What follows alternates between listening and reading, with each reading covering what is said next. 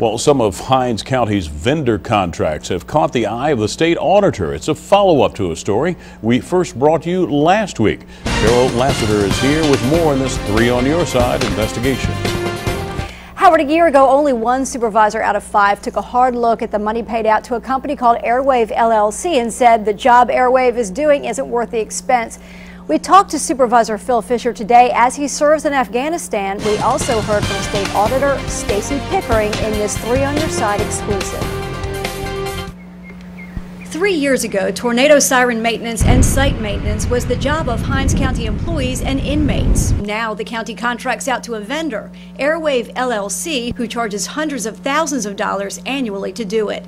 The contracts with Airwave, which altogether pay out close to $1 million annually, have caught the attention of the state auditor.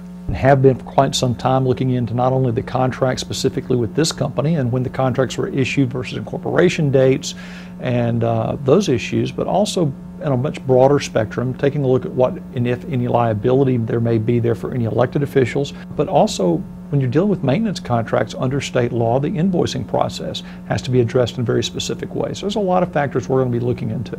Airwave owner Stacy Stowers told us by phone last week that he's the sole employee of Airwave, although this man, Nathan Hargrove, shares office space with him and represented Airwave at a Board of Supervisors meeting in March 2010.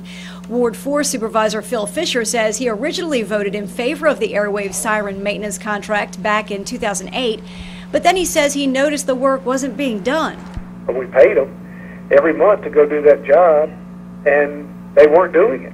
I mean, caught them red-handed at it. Fisher, who interviewed with us from Afghanistan, singles out Robert Graham, who spearheaded the effort to replace all 58 tornado sirens. Fisher says he trusted Graham until early 2009.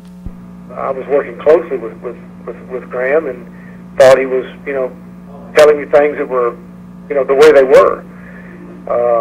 After he began flipping his votes in December of 2008, I quit trusting him.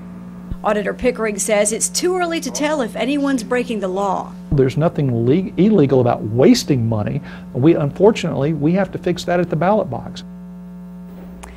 Howard, we could not reach Supervisor Graham for a comment today.